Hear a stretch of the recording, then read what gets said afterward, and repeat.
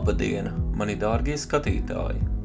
Šoreiz esmu nolēmis jums pastāstīt, kā nokļūt ar sabiedrisko transportu Latvijas otrajā lielākajā pilsētā.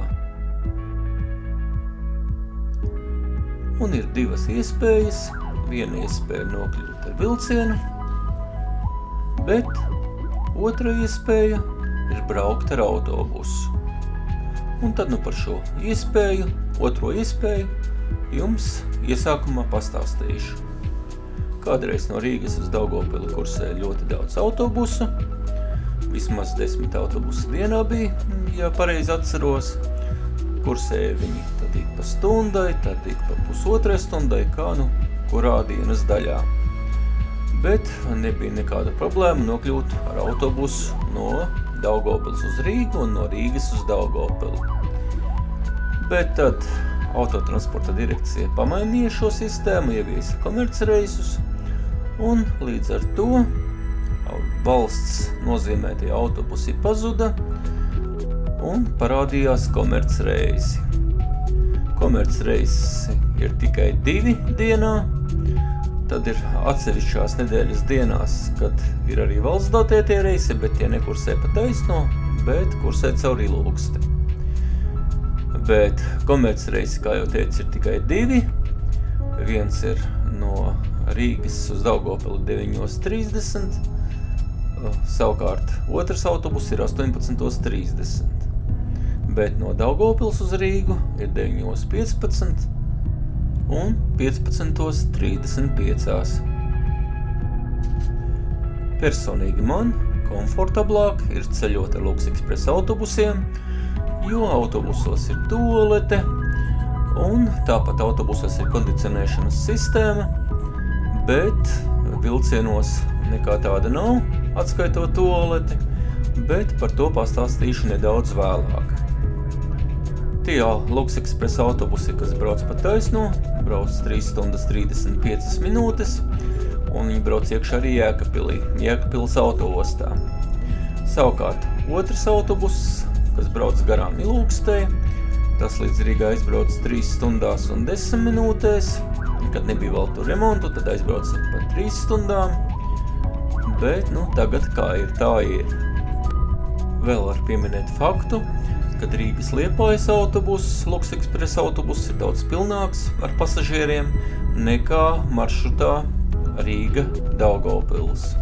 Lai gan jāsaka, daudzām cilvēku kategorijām biļete Luxexpress autobusā ir lētāka nekā vilcienā. Piemēram, pensionāriem ir 40% atlaide. Vilcienā šādas atlaides nav. Un tagad pastāstīšu nedaudz par vilcienu satiksmi. Kad sāku dzīvot Daugavpilī, tad no Rīgas uz Daugavpili kursēja tikai 3 vilcieni dienā. Tas bija apmēram ap 7 no rīta, tad ekspresis 4:30 apmēram dienā, un ap 17 vai 17:30 kaut kur tā, kursēja pēdējais vilciens uz Daugavpili. Bet toties bija ļoti daudz autobusi. Tagad ir viss pamainījies otrādāk. Tagad ir daudz vilcienu uz Daugavpili un ļoti maz autobusu. Galvenās izmaiņas ir tādas, kad no rīta 10:01 ir sācis kursēt ātrais vilciens uz Daugavpili. Agrāk tas bija tikai vēlā pēcpusdienā, bet tagad ir arī no rīta. Un līdz Daugavpilī tas aizbrauc 2 stundās un 45 minūtēs. Autobus, diemžēl, šajā ziņā nevar konkurēt ar vilcienu.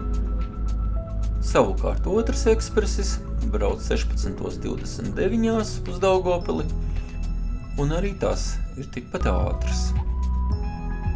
Vēl ir viens ļoti svarīgs fakts. Ja jūs gribat nokļūt Pļaviņās, Jēkabpilī, Līvānos vai Daugavpilī, tad jums ir jāskatās, kurā vilcienā jūs kāpjat iekšā. Jo ir 2 vilcieni dienā, kuros braucot, tad ir jāpārsēžas aizkrauklas stacijā no elektriskā vilciena uz dīzeļu vilcienu. Viens šāds vilciens ir 14:38, ja nekļūdos, un otrs ir vakara vilciens, kas attiet pēc 9 vakarā. Tad jūs iekāpjat Rīgā elektriskajā vilcienā, Rīgā aizkraukle. Tur man šeit pat ir norādīts, ka galapunkts ir Daugavpils. Un ar šo vilcienu aizbraucat līdz aizkrauklei, tad jums aizkraukles stacijā ir apmēram 10 minūtes laika, lai pārsēstos dīzeļu vilcienā. Tas diezko nav vērti, ja jums ir lielas smagas somas, bet cilvēki šādi ceļo. Personīgi es karstajās vasaras dienās izvēlos ceļot ar autobusu, jo vilcienā ir ļoti briesmīgs karstums un plus vēl fakts, kad vilcienā visi logi ir vaļā, caurvējš un parasti es esmu slims pēc šāda brauciena. Tas man arī viss. Paldies, ka skatījāties un lai jums jauka diena!